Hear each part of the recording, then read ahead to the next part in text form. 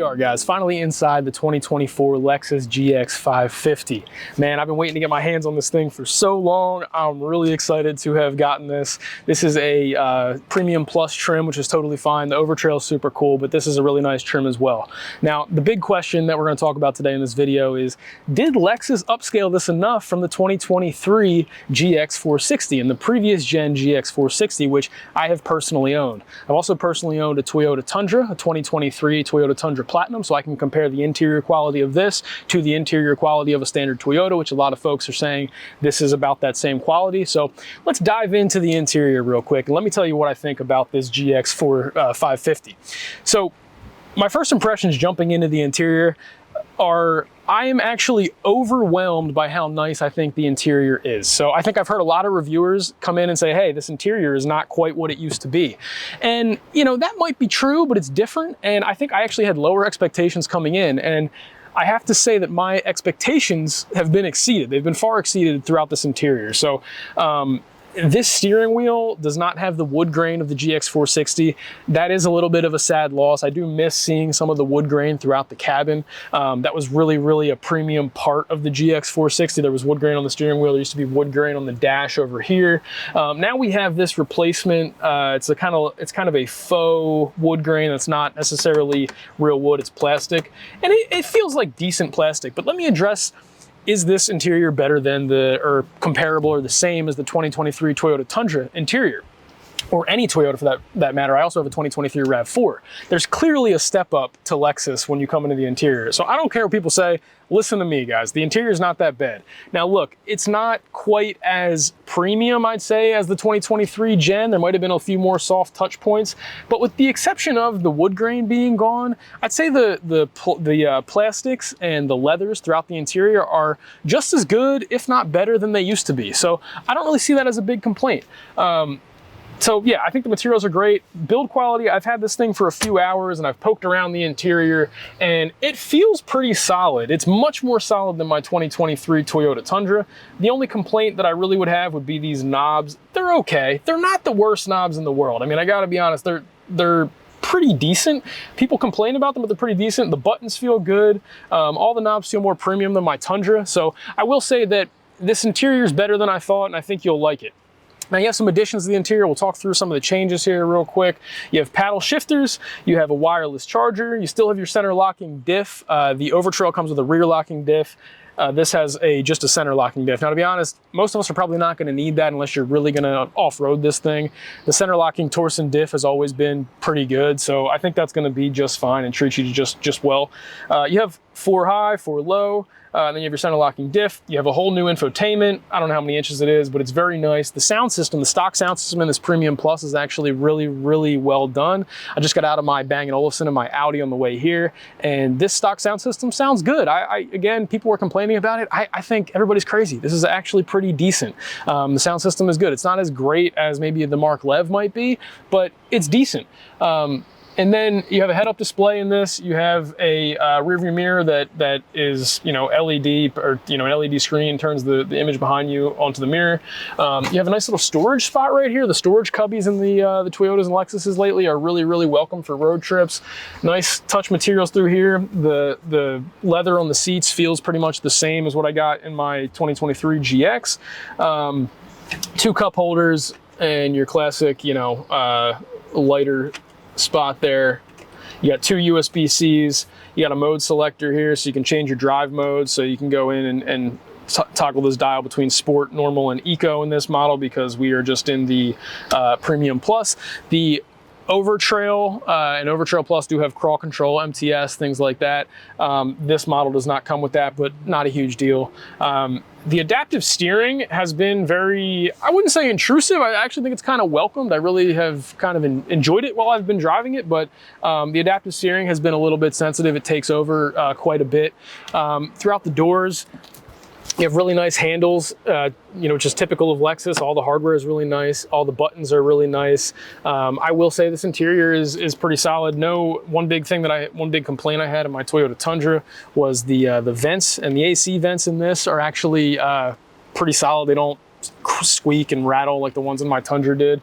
You got 2 grab handles, driver side and passenger side, getting in and out, and a pretty large center armrest here, and some of them do come with a cool box, just note that. Full LED gauge cluster, or full digital gauge cluster, which I'm not really a fan of. I don't know why we're making everything digital in cars these days, but you do have a digital gauge cluster in this vehicle, and it's not the worst, but I would prefer to see analog gauges. Glove box is pretty solid. So all in all, this interior is very comfortable.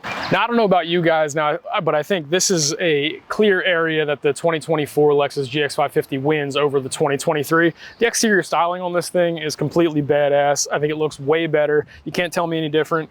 And touching it, I will say that the plastic, it is all plastic, but so is the front of my 2023 GX. The plastics are pretty well done. In true Lexus fashion, they don't put cheap plastic. There was always plastic on the GXs, so people always use that argument, and I think that it's actually not as bad as I think people were saying it is. Now in this, you get the, I think these are 20-inch wheels.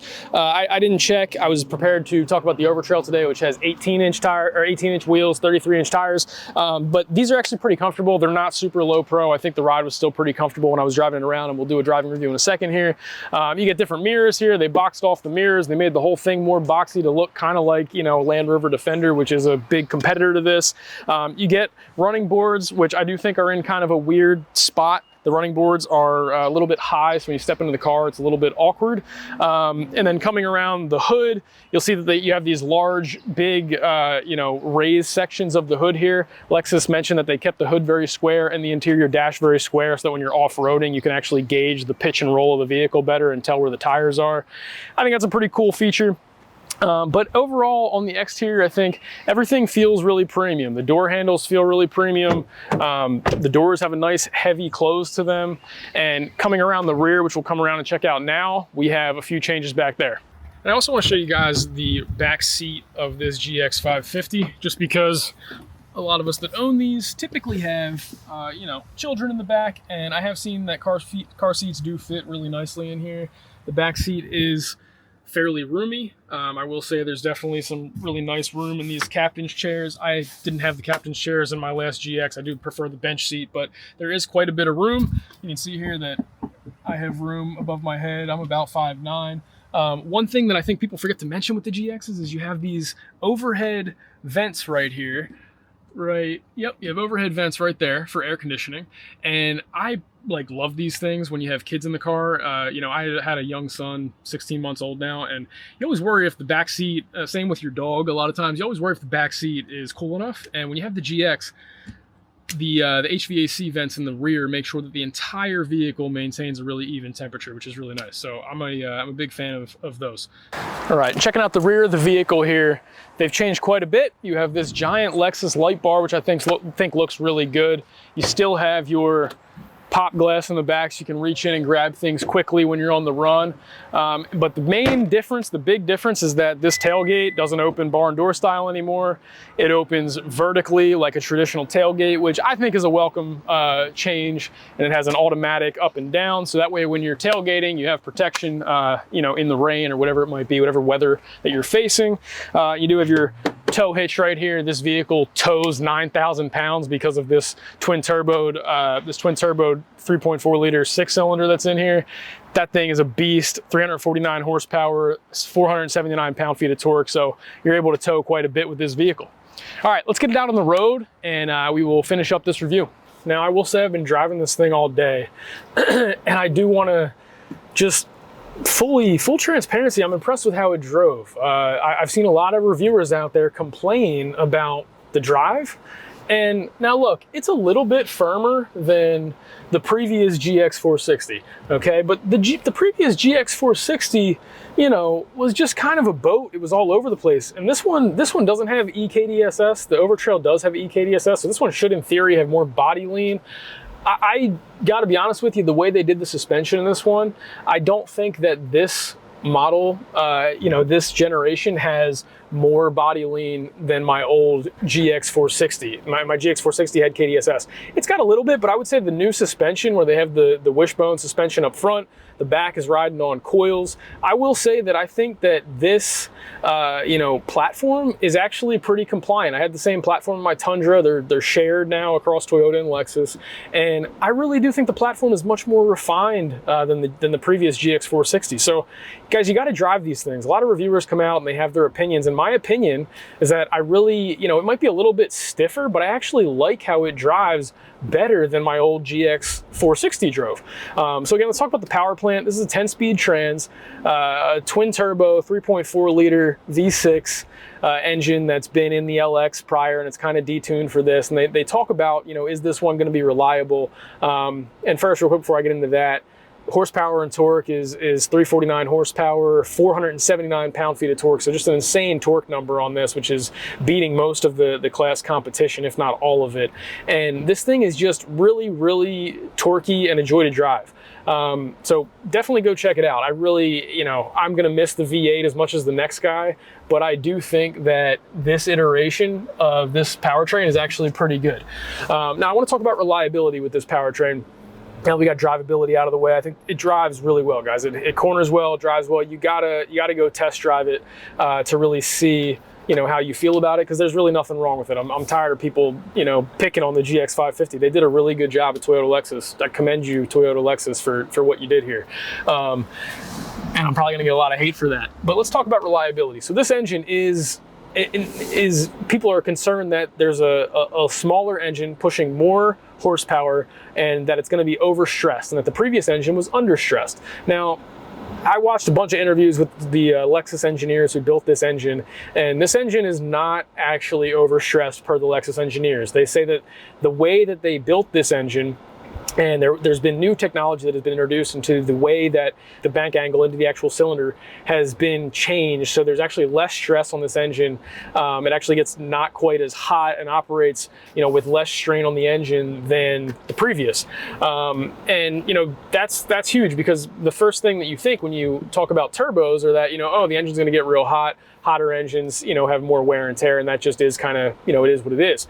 But this engine supposedly is less stress. So I think that if you trust Toyota Lexus and the way that they build quality engine parts and quality components, you can trust that they tested this power plant extensively, and that it's probably going to be reliable. Now, if it's not reliable, you have a 100,000 mile powertrain warranty. So I think worrying about that kind of thing is a little silly. If you want to get one, you should probably just go get one. Lexus will stand behind the product, and I do think the product is really, really, really good. And driving it, I gotta say, I could see driving this thing every day. This is the Premium Plus. This is probably the model to get if you don't need all that stuff. I don't think you need KDSS. I feel like everybody is saying you need the Overtrail Plus. If you're watching the reviews, that's what they're saying. Now, Overtrail Plus is probably really cool. This is still pretty comfortable. It's a little bit firmer with the tire setup, but you can always change that. And you don't need a rear locker.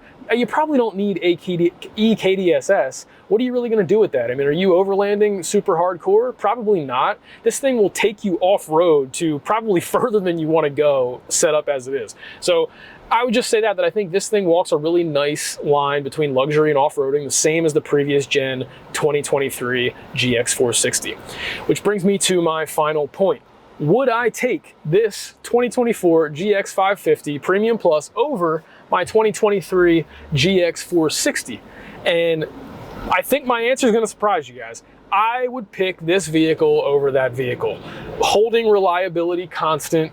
This vehicle is a better vehicle in every sense of the word. The interior quality is plenty good, man. This is better than you're getting. It's on par with my Audi. It's better than you're getting in Mercedes. It's better than you're getting in Land Rover vehicles. I don't think a Range Rover is really going to have a much better interior than this. You got a ton of torque. Hope my camera doesn't fall. I mean, you got lots of torque there. I mean, that engine is loud. It's not the most, freaking subdued engine like the previous, but it's pretty smooth. And I will say that it's not that bad.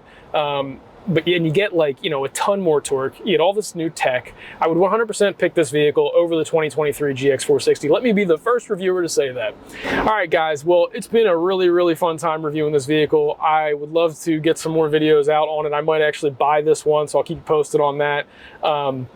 It's been a really, really fun time reviewing this, and I appreciate you guys checking out the channel. If you like this video, if you like seeing new cars, the more of you guys that like this video and subscribe to my channel, the easier it is for me to go to Nalley Lexus, who lent me this vehicle. Shout out to Nalley Lexus, who lent me this vehicle.